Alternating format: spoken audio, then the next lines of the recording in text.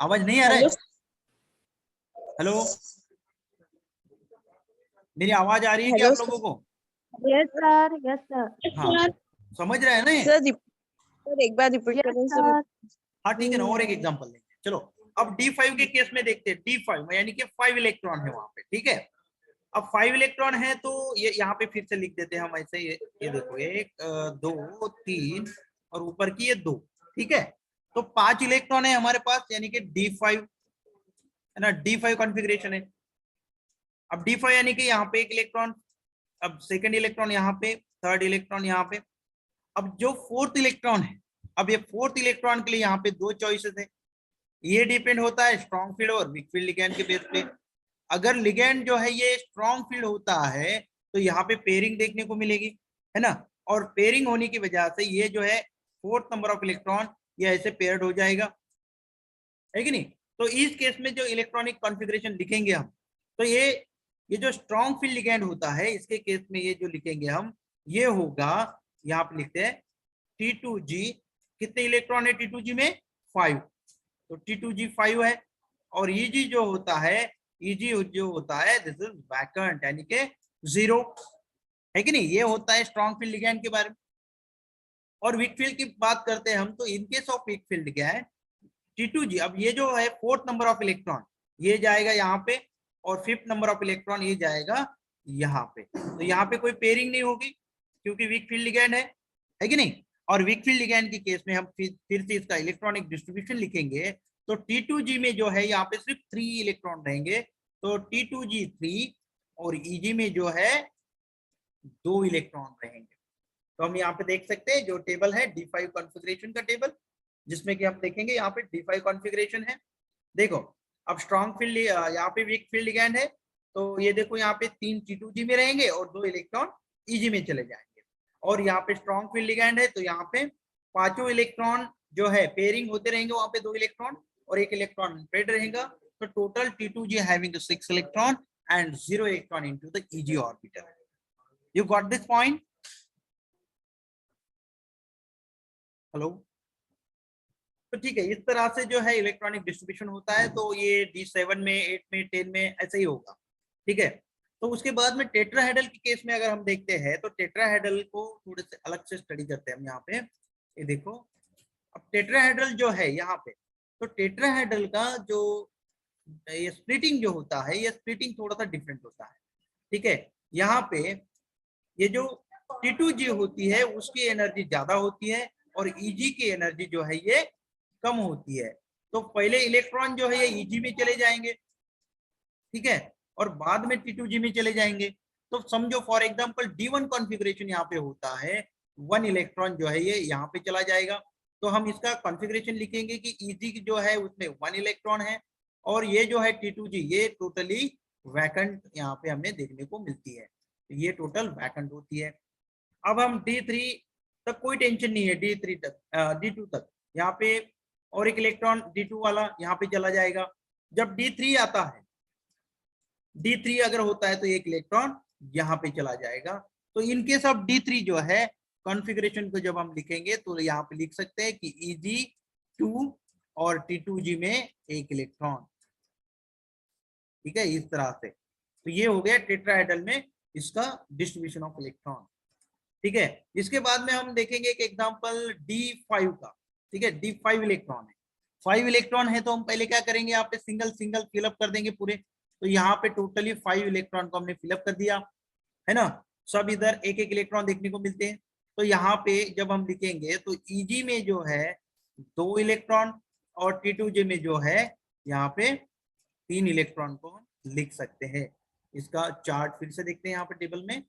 देखो, ये जो D5 कॉन्फ़िगरेशन है इसमें Eg में 2 और T2G में 3, इस तरह से इलेक्ट्रॉन का डिस्ट्रीब्यूशन होता है, ठीक है। तो ऐसे ही इलेक्ट्रॉन को डिस्ट्रीब्यूट करते जाएंगे हम। D5 से देखा हमने, अभी D6 का एक एग्जांपल लेते हैं। D6, ठीक है।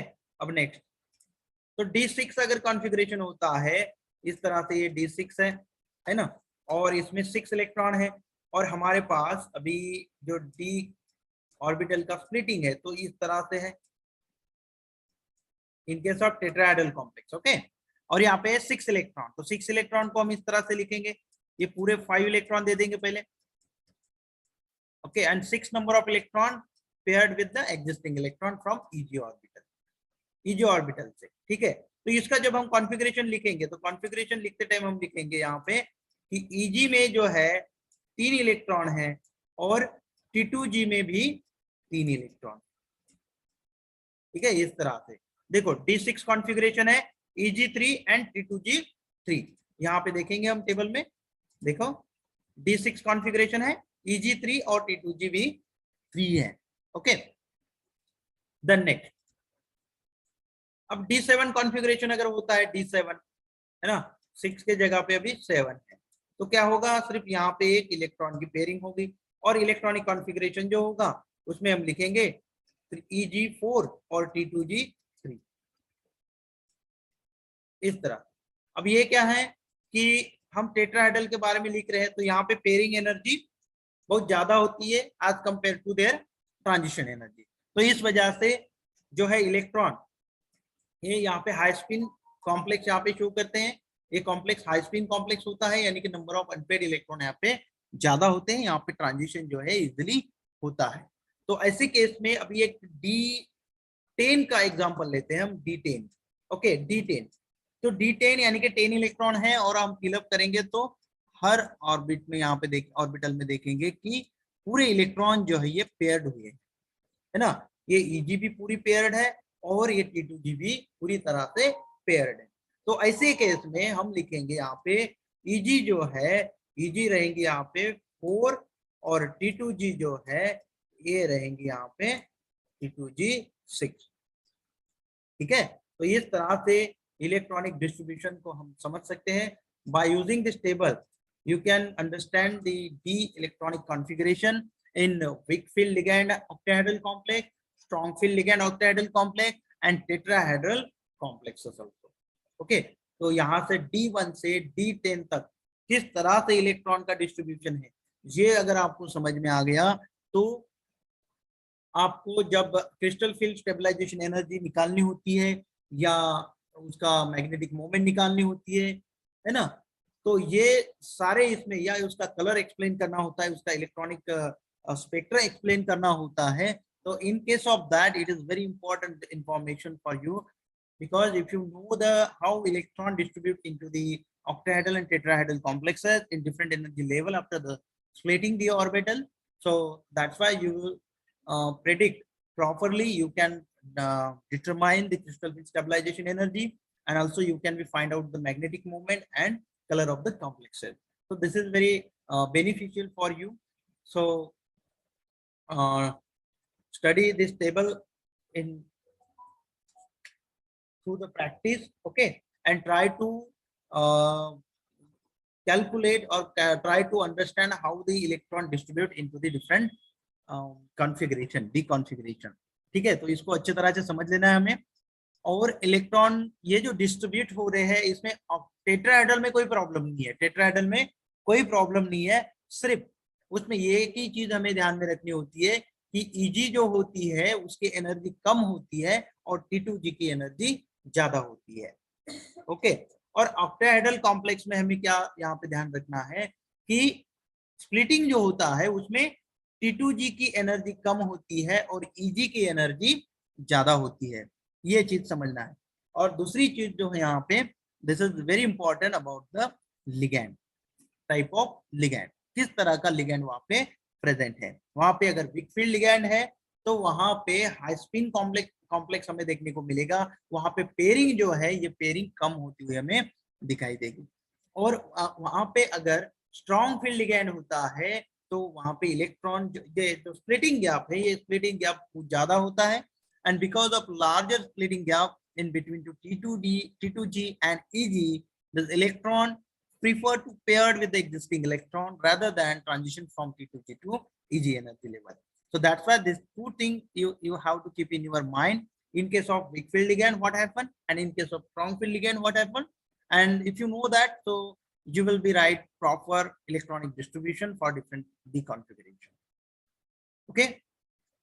तो ये जो है एक कॉन्फ़िगरेशन हुआ अब कॉन्फ़िगरेशन के बाद में यहाँ पे CFT के कुछ लिमिटेशन भी दिए हैं और कुछ एप्लीकेशन भी है, ठीक है। तो यहाँ पे ये जो है क्रिस्टल फील्ड स्टेबलाइजेशन एनर्जी, इसमें give a total emphasis on ionic bonding, partial covalent character of metal ligand bond is not considered, ठीक है ना।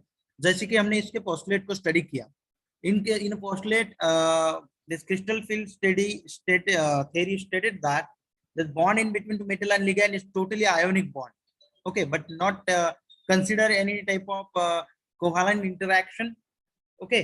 So this thing is one of the limitation for this.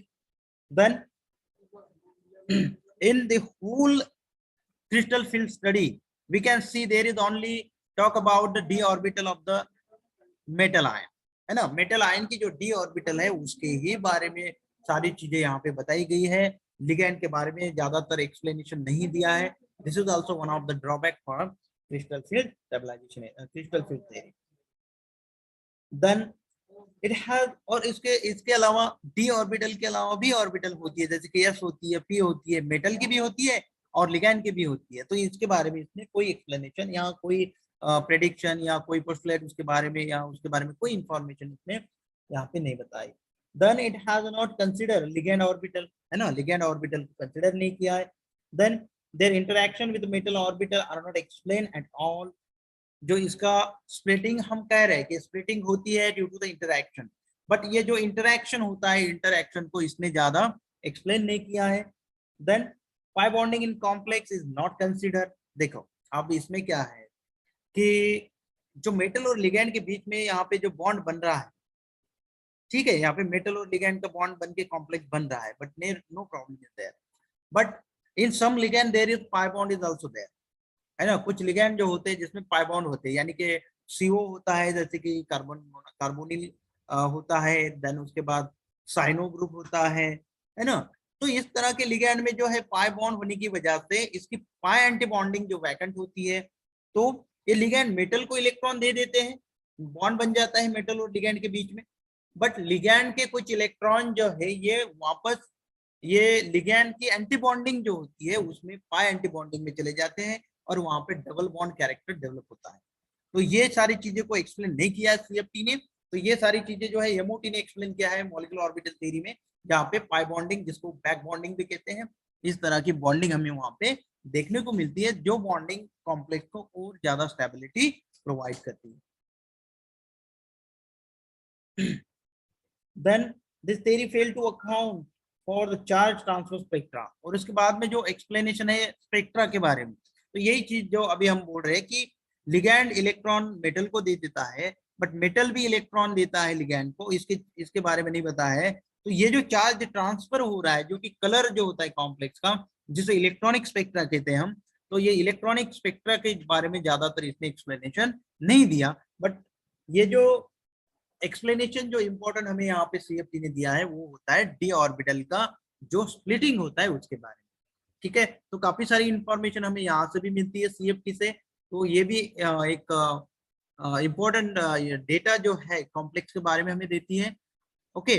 और इसके कुछ limitation है, जो कि लिमिटेशन MOT ने उसको ओवरकम कर लिया, और इससे ज्यादा एक्सप्लेनेशन हमें वहां पे देखने को मिलता है। तो ठीक है, यहाँ पे हम रुक जाते हैं, मीटिंग यहाँ पे एंड होगी और नेक्स्ट लेक्चर में जो है इलेक्ट्रॉनिक स्पेक्ट्रा को देखेंगे।